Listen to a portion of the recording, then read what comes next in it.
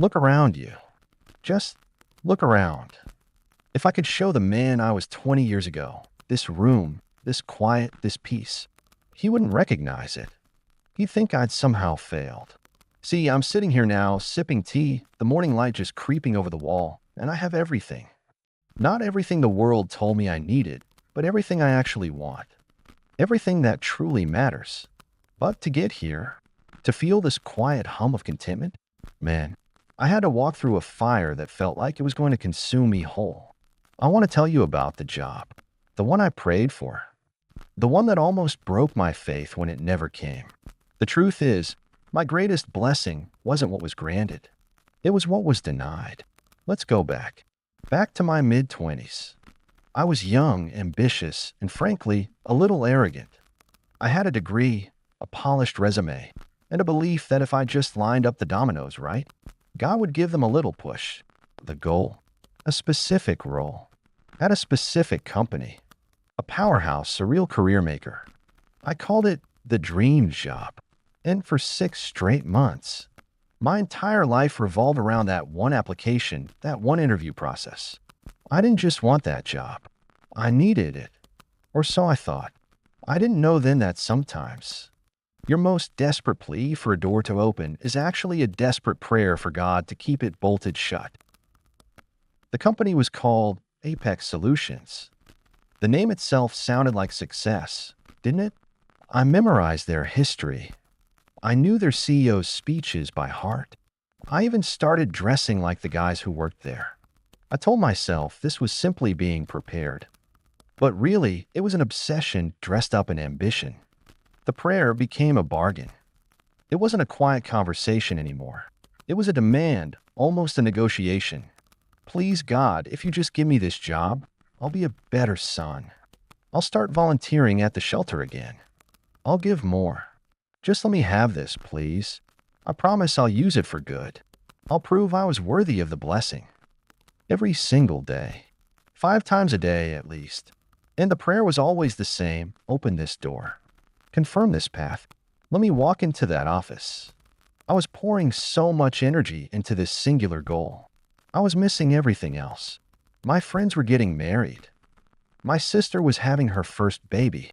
I was too busy refreshing my email, checking for a response to be truly present. The interviews went perfectly. The final one, the VP shook my hand, gave me that classic, "We'll be in touch soon" smile, and I walked out of that skyscraper feeling like I was floating. I called my mom, already thanking God, telling her I had it. It was a done deal. I had done the work, I had offered the prayer, and now the answer was on its way. That was a Friday. I spent the weekend practicing what I would say when I accepted the offer. I bought a new tie. Monday came, then Tuesday, then the whole week. Nothing, not a call, not an email. And the silence. The silence was deafening. The rejection, when it finally came, wasn't a phone call. It was a standardized, impersonal email from HR 7 days later. "Thank you for your interest. We've decided to move forward with other candidates." No feedback, no closure, just that cold, corporate dismissal. I remember staring at that screen for what felt like an hour. The words didn't sink in. They hit me like a physical blow. All those promises, all those 5-a-day prayers, all the bartering for nothing. The first feeling wasn't disappointment. It was pure white-hot anger at God. I remember shouting, though the room was empty. Why? Why did you let me get this close? If it wasn't supposed to be, why did you let me believe it was? Was I not good enough? Was my faith too weak? What was the point of all that praying? It was a tantrum of the soul. I felt utterly betrayed. I had played the game, done the rituals, and still, the promise hadn't materialized. My prayer felt not just unanswered, but actively mocked. I stopped praying almost entirely. Not out of malice, but out of exhaustion. What was the use? If the thing I had begged for, the thing I thought was the cornerstone of my future, was denied so cruelly, then maybe faith itself was just wishful thinking. Beautiful lie. I fell into a long, dark valley. I took a mediocre job just to pay the rent. I was bitter. I was cynical. And I kept glancing back at the skyscraper, feeling the wound fester. I genuinely believed I had missed my one shot at greatness, and that God was the one who pulled the trigger. It would take me years, over a decade, to understand the profound mercy in that single, generic rejection email. The path I ended up on was a long, winding dirt road. Instead of the superhighway I'd planned, I took that mediocre job, then another one. They were jobs I didn't love, but they require me to do things that Apex Solutions wouldn't have: customer-facing roles, a lot of travel, meeting people from every walk of life. I was learning patience. I was learning humility, things I didn't know I lacked when I was chasing the corner office. More importantly, the lack of pressure from a high-stakes corporate environment meant I had time. Time I didn't ask for, but time I desperately needed. I met my wife, Sarah, at one of those less-than-glamorous work retreats. She worked for a nonprofit, and she had a light in her that I hadn't realized was missing in my own life until I saw hers. She saw the bitter, broken man I was, and instead of judging, she showed me a different kind of faith, one that wasn't transactional. If I had been at Apex, I would have been working 80-hour weeks. I would have been on a different coast. Our paths would have never crossed.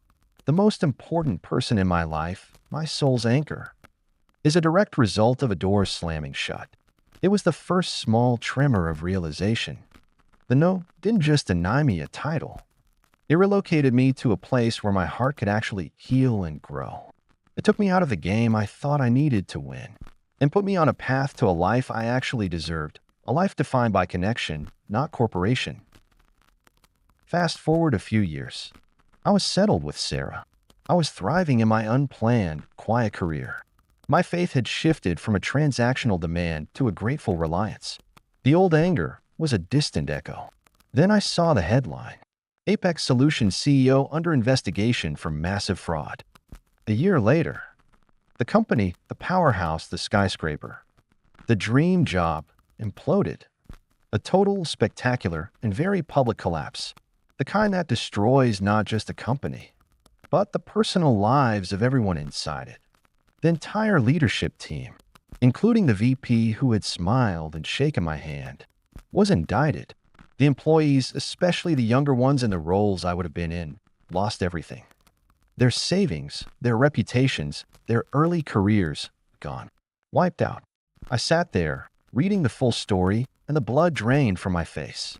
I realized with sickening clarity what I had been praying for. I had been begging God, demanding Him to hand me a golden ticket onto a sinking ship. If I had been given that job, I wouldn't just have lost a career.